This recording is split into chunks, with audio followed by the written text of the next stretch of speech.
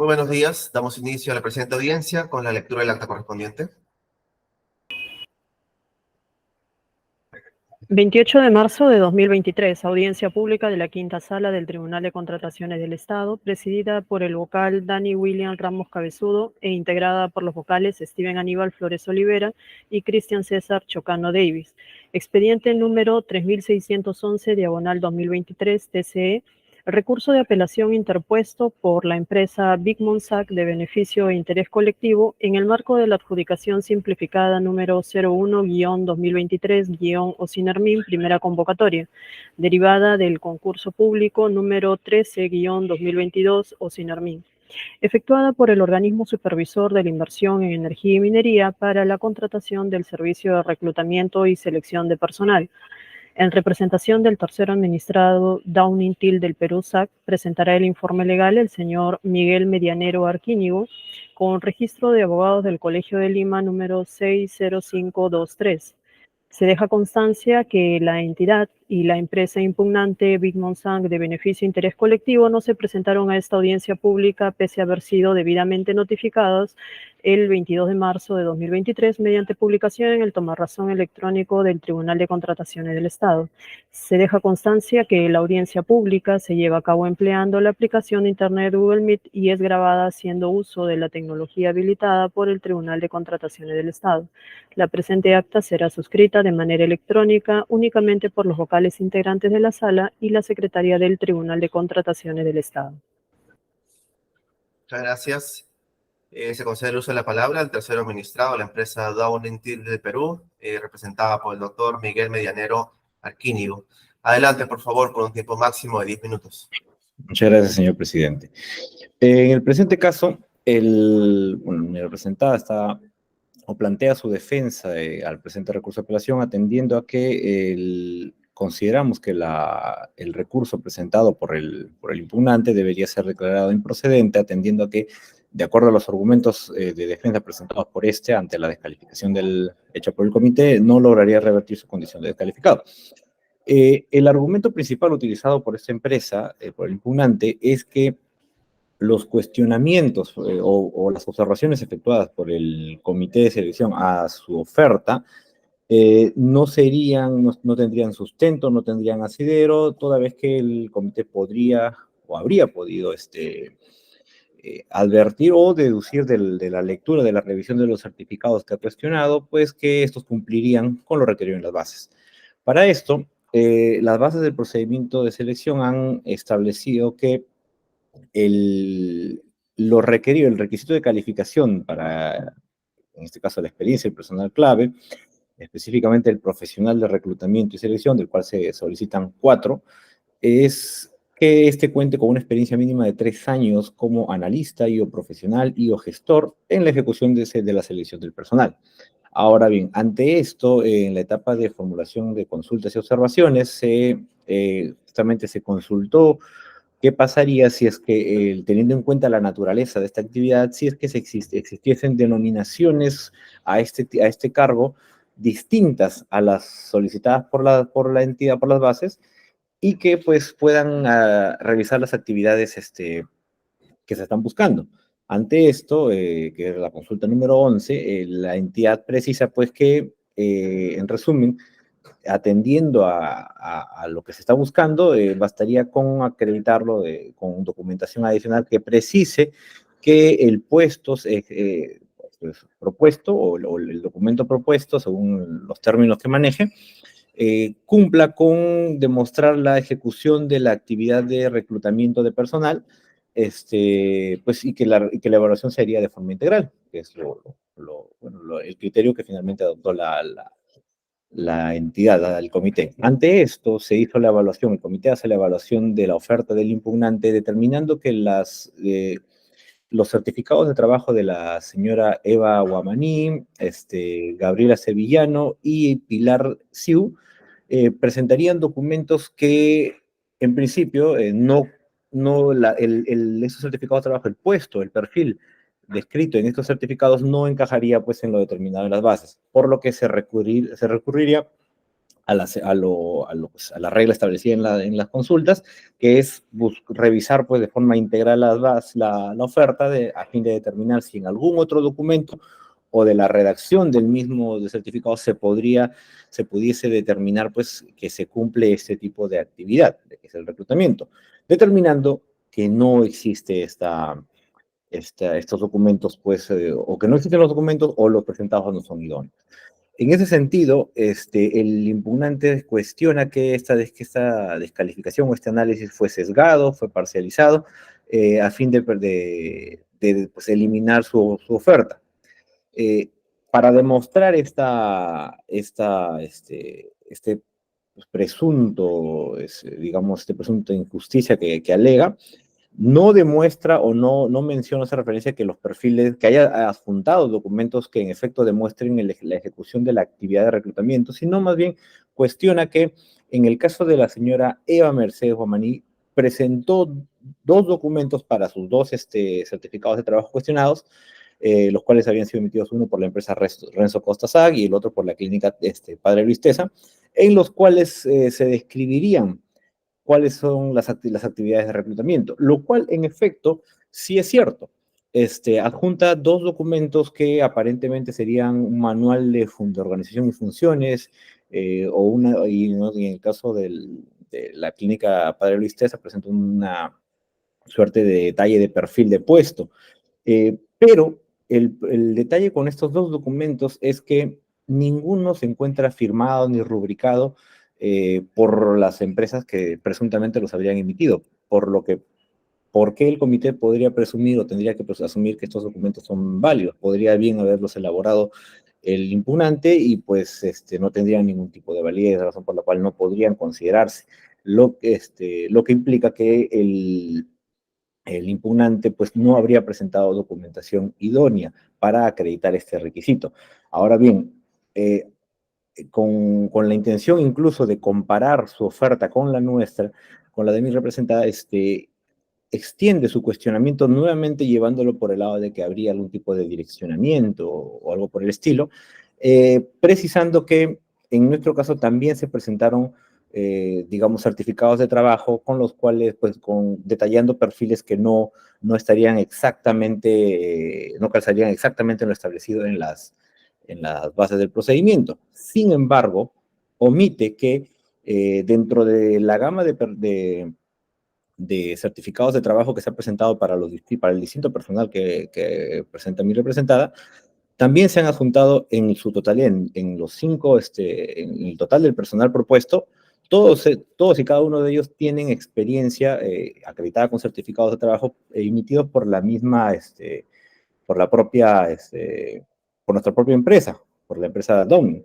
Pero, perdón, y únicamente con estos certificados cumplirían con el tiempo de experiencia solicitado. ¿Y cuál es el detalle? Que si bien es cierto en estos documentos, en algunos incluso, en efecto, no se detalla o no calza el puesto con los solicitados en las bases, pero al inicio de nuestra oferta podrán encontrar un documento oficial emitido por Downing, en la cual detalla y adjunta justamente el perfil y las actividades de cada uno del personal propuesto, detallando pues las actividades que estos realizan y han realizado por la empresa desde que pertenecen a Downing, en las cuales justamente se describen las actividades de reclutamiento. De esta forma, atendiendo a lo establecido en la etapa de consultas, estaríamos cumpliendo pues con la acreditación, por lo que nuestra oferta, pese a lo manifestado por el impugnante, pues no sería evidencia de que su oferta sí debió haber sido calificada. Y estas son las razones por las cuales nosotros sustentamos y consideramos que el recurso del impugnante debe ser declarado improcedente. Eso es todo de nuestra parte, señor presidente. Muchas gracias. A continuación pasaremos a la siguiente etapa de la presente audiencia, que consiste en las preguntas que esta sala pudiera tener. Para tal efecto, se consulta al doctor Flores si es que tuviera alguna pregunta. Buenos días, señor presidente. Sí, por favor. Adelante, por favor. Gracias. Buenos días con todos. Doctor Medianero, buenos días. Buen día, doctor. A ver, el impugnante en principio ha sido descalificado.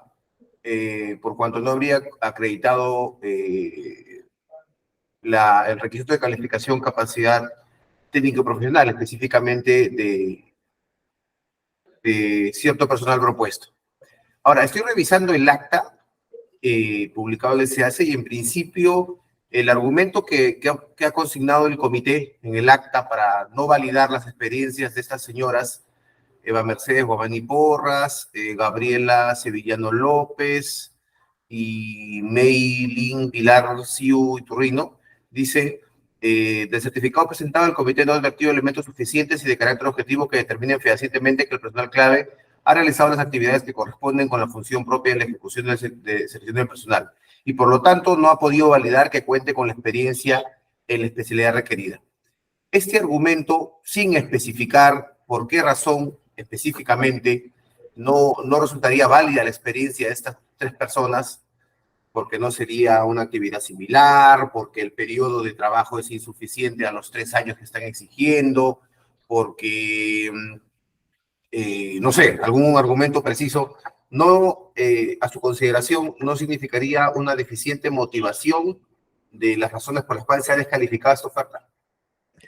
En principio, yo también justamente debo honor pues, a la actividad que realizamos. Yo considero también que sí, ese extremo resultaría insuficiente y también sería motivo para que en lo personal podría cuestionarlo. Sin embargo, también considero que en el acta, en la página 6, se ha desarrollado también de forma más específica cuáles son, y lo cito, por ejemplo, en el caso de la señora Eva, no solamente hacen mención a que no se ha advertido, sino que hace referencia específica a que el personal haya realizado las actividades que corresponden a la función propia de la ejecución de selección de personal. Ahora, esto atendiendo a lo que ya se estableció en la solución de consultas, que es justamente lo que el comité finalmente manifiesta, que es yo lo que estoy buscando es o bien me acreditas el perfil o bien me acreditas un perfil distinto, sí, de acuerdo a lo que tú lo denomines en tu empresa, pero demuéstrame que has ejecutado la prestación de reclutamiento de personal. Por lo tanto, en ese entendido, de repente aplicando, podría ser, que a consideración de la sala, el principio de informalismo, se estaría teniendo en cuenta que si es que hubiera algún tipo de omisión o error en la redacción del acta, esta se vería suplida también porque en la solución de consultas se manifestó cuál es la intención respecto de este requisito digamos, de lo que está solicitando la entidad, y por lo tanto, si no cumples, es únicamente porque no has acreditado o bien el perfil exacto, o bien que el perfil que estás proponiendo no has acreditado la actividad de reclutamiento, que entiendo yo serían las dos únicas posibilidades por las cuales te podrían descalificar en este caso. Ya, y respecto a esto último, ¿no? De que no has ejercido, no has realizado las labores de reclutamiento, que es justamente el objeto de la contratación. En ese sentido, usted ha mencionado, ha hecho referencia a la profesional Eva Mercedes Guamani Porras, y también en el informe técnico legal de la entidad, también la entidad ha hecho un análisis sobre los documentos de esta señora, ¿no? Que es parte del personal propuesto por parte del impugnante. Y dicen que no se acredita porque si bien sí el certificado de trabajo acreditaría a los 3 años, por el nombre del cargo no se desprende que hubiera tenido experiencia en la selección de personal. Pero veo que este impugnante ha pretendido ser diligente y, por ejemplo, respecto del certificado de la empresa Renzo Costa, ¿no? Certificado de trabajo del 30 de junio del 2020, ha adjuntado el manual de organización y funciones de esa empresa, en donde se especifica cuáles son las actividades que desempeñó esta persona como especialista en gestión del talento. Ahora, me pareció entender en su posición que usted dijo que este manual no está firmado por la empresa Renzo Costa o por el funcionario, por el gerente, el jefe de esta área. Pero, ¿y dónde quedaría el principio de presunción de veracidad, presunción de licitud, ¿no? Que aplicable en este caso al derecho administrativo, para tomar por válida esta información que ha acompañado el impugnante para acreditar que esta señora, por ejemplo, sí ejerció esas tareas de selección de personal. Claro. Atendiendo a ese criterio, yo también, nuevamente, comparto también esa posición. Sin embargo, también yo considero que todos los principios tienen ciertos límites que entre ellos mismos también se superponen.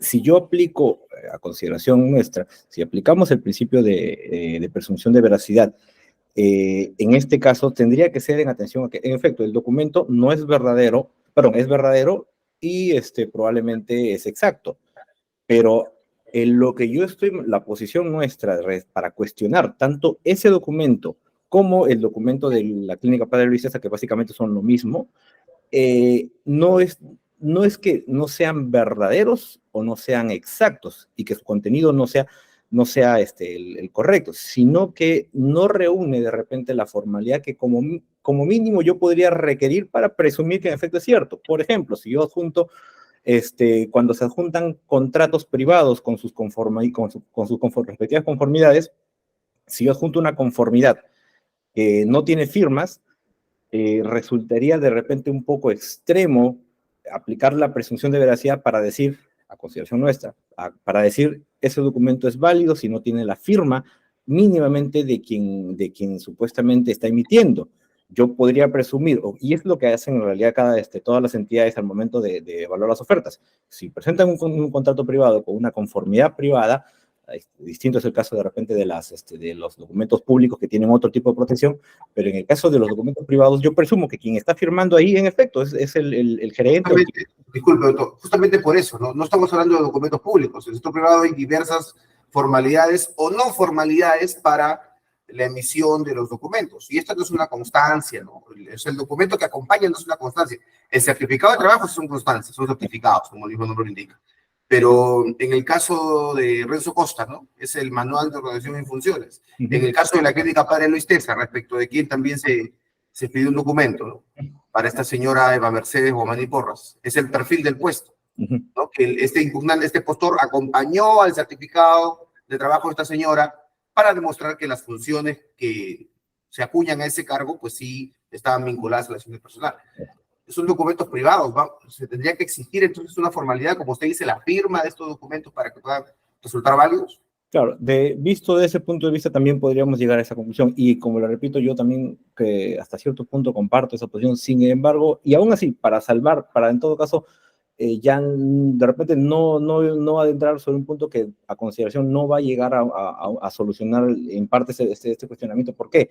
Porque asumiendo en el supuesto negado de que estos dos documentos, independientemente si tengan o no, o se les exija o no una formalidad, fueran válidos, igual subsistirían las otras dos observaciones respecto de los otros dos personales, respecto de los cuales no se presentó ningún documento como este de acá. Por lo tanto, asumiendo incluso que de repente el comité cometió un error al momento de cuestionar o calificar estos dos documentos de la señora Eva, ese error no se repite respecto de los otros dos de la señora Siu, y no recuerdo el nombre de la otra señora, respecto a los cuales no se presentó ningún documento adicional. Por lo tanto, aun cuando estos documentos fueran válidos, subsistirían las otras dos, porque ya no, al no ser válida el otro personal, no tendría el personal suficiente. De ahí que aparece pues este enunciado del comité que dice que no habría presentado el personal suficiente para el presente proceso.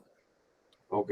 Señor Medianero, ahora, yendo a los cuestionamientos a su oferta, en el informe técnico legal la entidad señala que ha hecho una reevaluación de las facturas presentadas y efectivamente no se desprendería, según la entidad, y coincide esto con el impugnante, una vinculación de que se trate, o sea, un documento que evidencie que esas facturas versan de la misma contratación. Entonces, está validando las 20 primeras conforme dicen la base de estándar, ¿no? Y con eso no llegaría al monto facturado mínimo exigido para acreditar la experiencia del postor.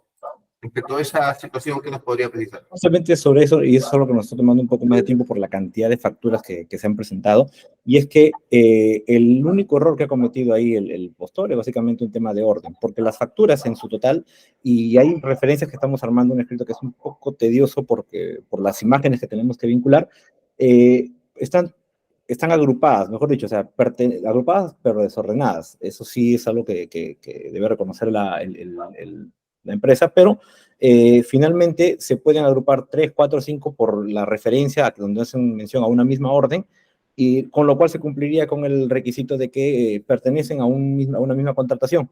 Y de esa forma se llegaría a las 20, hasta menos. ¿Este orden debió efectuarlo el comité de selección o deberá En ese hacerlo extremo, el tribunal para validarle esta experiencia? en ese extremo sí, con honor a la verdad, debemos reconocer que sí cometió un error la empresa, y sí, si es que eso fuera una razón para descalificar o para evaluar, en este caso, de repente por la sala, o dejarlo a consideración de la entidad, no tendríamos nada más que decir. Ok, le agradezco la expresión del señor Medianero. Esto de mi parte, señor presidente. Gracias. De igual manera se consulta al doctor Chocano si es que tuviera alguna pregunta. No tengo preguntas, señor presidente. Muchas gracias.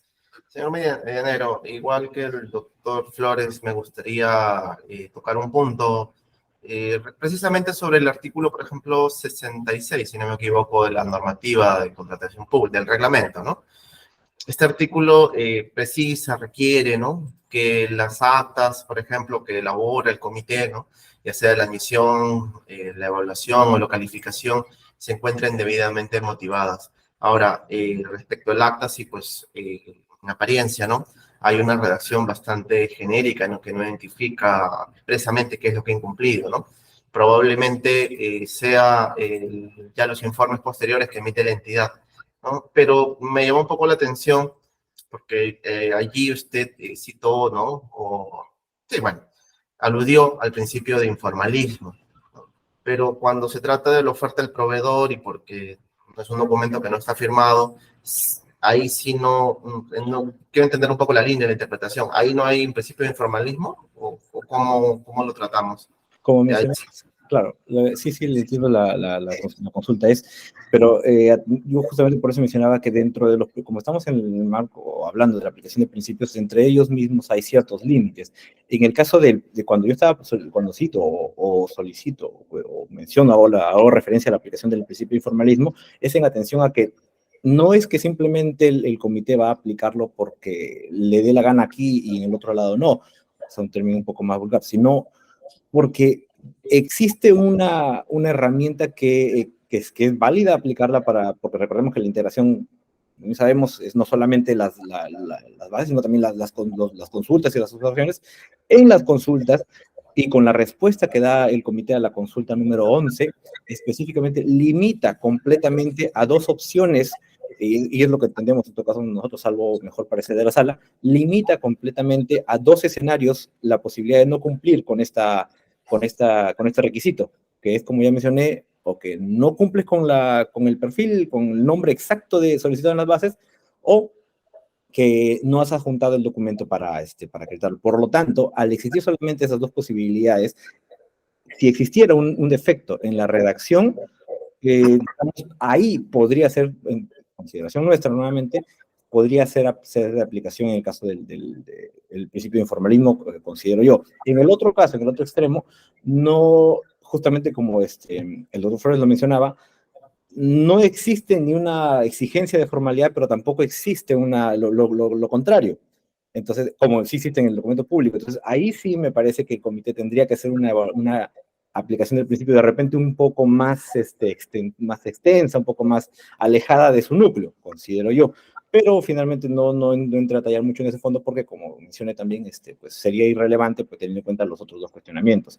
Ahora, adicionalmente, y me olvidé precisarlo en las consultas del doctor Flores también, también consideramos nosotros la empresa y esto de acá sigue en atención a políticas y a indicaciones expresas de mi cliente, es que nosotros, si la empresa no es que si el comité comete un error o a consideración incluso mía, si las bases tienen un error, debe ser subsanado. Para nosotros no nos representa, digamos, no es que sea nuestra intención apoderarnos completamente o asegurar que en este caso, por ejemplo, se declara improcedente para mantener la buena. No, el cliente es consciente de que probablemente incluso a consideración nuestra también hay un error, que este error del comité de redacción no solamente se da por su criterio, sino también porque hay posiblemente errores en las bases, teniendo en cuenta de que es un perfil, una actividad, como en las consultas se reflejó, que tiene tantas formas de denominarse, debieron haberlo considerado, debieron haber de repente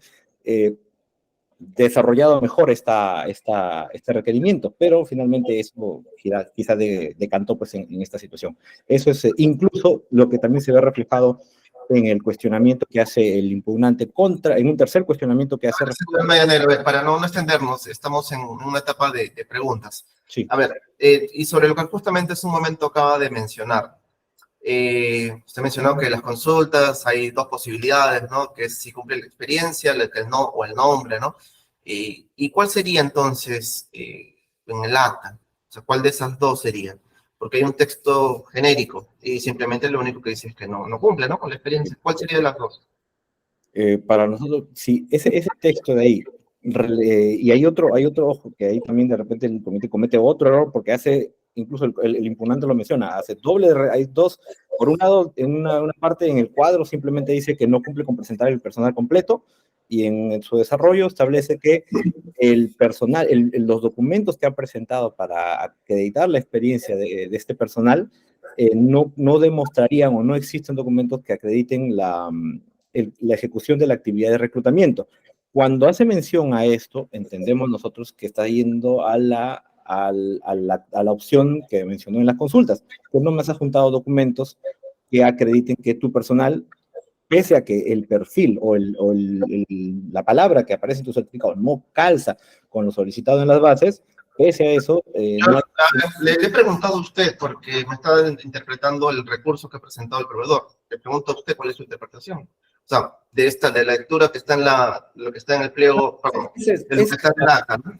Sí, ese es el criterio justamente que nosotros hemos tomado, que lo están descalificando porque del tres personal pues, que está siendo cuestionado por el comité, no hay documentos no hay documentos que acrediten que en efecto, idóneos, que acrediten pues que ha ejecutado las actividades de reclutamiento personal. Eso es lo que entendemos del acta. Ok, y esa es la posición que también debería tener el tribunal, entonces entiendo, aun cuando, según lo que usted ha mencionado, ¿no? Entiendo que hay dos posibilidades. Sí, eso es lo que consideramos para que en todo caso se pueda aplicar, como dije, el principio de informalismo, pero igual esa discusión de la sala. Ok, el principio de informalismo está por encima de los requisitos mínimos de un acto administrativo, o sea, me refiero, puede dar lugar a la conservación de un acto nulo, por ejemplo. Le consulto sobre ello. Siempre y cuando se cumplan, recordemos, siempre y cuando se cumplan los requisitos establecidos en la Ley de Procedimiento General para la conservación del acto, tanto los principios como otras situaciones podrían generar la conservación de un acto viciado, siempre y cuando obviamente no perjudique derechos de terceros y los requisitos de la ley. Ok, conforme. Muchas gracias. Este tribunal evaluará lo mencionado en esta audiencia, así como lo que también se ha presentado por escrito. Y con ello se declara por culminada la presente audiencia pública, dando gracias a todos por su participación. Muy buenos días. Buenos días.